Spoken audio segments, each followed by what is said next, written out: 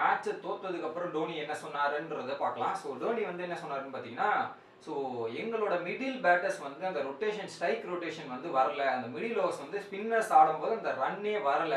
அதுவும் வந்து ஸ்பின்னர்ஸ்க்கு அவ்வளோ ஹெல்ப்ஃபுல்லாலாம் இல்லை. டியூ வந்ததுக்கு அப்புறம் கொஞ்சம் ஹெல்ப்ஃபுல்லா இல்லை. பட் அவங்க கிட்ட ஒரு எக்ஸ்பீரியன்ஸ் ஸ்பின்னர்ஸ் இருந்தாங்க.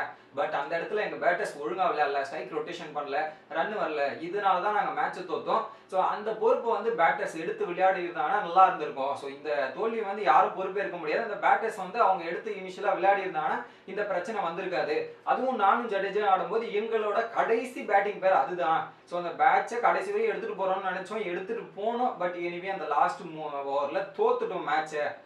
ஆனா இந்த ரன் ரேட்டை பத்தி என்ன நினைக்கிறீங்க அப்படின்ற கேட்ட கேள்வி. இப்ப ரன் ரேட் எல்லாம் ரொம்ப முக்கியம் இல்ல. சோ எண்ட் ஆஃப் அந்த டோர்னமெண்ட் எண்ட்ல போகும்போது தான் அந்த ரன் ரேட் இதெல்லாம் முக்கியமா இருக்கும். இப்போதைக்கு நம்ம மேட்சை ஜெயிக்கணும், மேட்ச்ல மட்டும் தான் ஃபோக்கஸ் பண்ணணும், அதைத்தான் நான் பண்ணேன் அப்படின்றத சொன்னாரு. அதுக்கப்புறம் ஒரு கேள்வி கேட்டாங்க.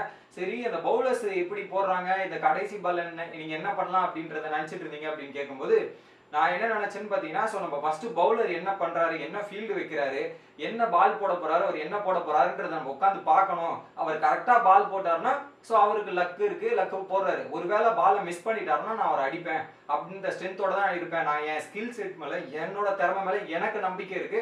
ஒருவேளை அவர் மிஸ் பண்ணிட்டாருன்னா நான் அடிப்பேன், மிஸ் பண்ணலன்னா அவருக்கு லக் இருக்கு அப்படின்ற மாதிரி ஒன்று சொன்னாரு.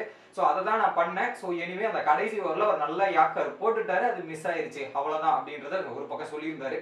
இன்னொரு பக்கம் நான் ரொம்ப ஹாப்பியா இருந்தேன். எங்க பவுலிங் டிபார்ட்மெண்ட் பவுலிங் பண்ணது எல்லாமே செம்மையா ஹாப்பியா இருந்தேன். பட் பேட்டர்ஸோட கான்ட்ரிபியூஷன் தான் மிஸ் ஆயிருச்சு. ஸோ அதை பார்த்துக்கலாம் அப்படின்னு. சரி, 200வது மேட்ச் ஐபிஎல் போட்டு விளையாடுறீங்களே, எப்படி இந்த மாதிரி எனக்கு அந்த மைல் ஸ்டோன் மேல நான் நம்பிக்கை இல்லைங்க. அது ஒரு நம்பர் தான். 199 இப்போ 200 மாதிரி இருக்காது, ஒரு நம்பர் தான், வேற எதுவுமே கிடையாது. என்னை பொறுத்தவரையும் மேட்சோட ரிசல்ட் தான் முக்கியம். ஸோ அந்த ரிசல்ட்டை பார்த்தேன். ஸோ ரிசல்ட் வரல, அடுத்த மேட்ச்ல நல்லா பண்ணுவேன் அப்படின்ற மாதிரி சிரிச்சுக்கிட்டே சொல்லிட்டு போயிட்டாரு.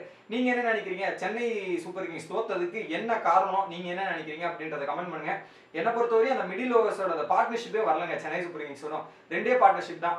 டெவன் கான்வே மற்றும் அஜிங்கே ரஹானேக்குள்ள ஒரு பார்ட்னர்ஷிப், அதுக்கப்புறம் டோனி மற்றும் ஜடேஜாக்குள்ள வந்த பார்ட்னர்ஷிப். இந்த ரெண்டு பார்ட்னர்ஷிப்பை தவிர்த்துட்டு நீங்க பார்ட்னர்ஷிப்பே எடுத்து பாத்தீங்கன்னா, ருத்ராஜுக்கும் அங்க வந்தால 10 ரன்னுக்கு மேல எந்த பார்ட்னர்ஷிப்புமே வரல. அந்த ரெண்டு பார்ட்னர்ஷிப்பை கம்மி பண்ணினா சோ அந்த இடத்துல தான் தோத்தாங்க. இன்னொரு பக்கம் பாத்தீங்கன்னா அந்த கேச்சஸ் சம் இஷ்யூஸ், அதுதான் நான் நினைக்கிறேன்.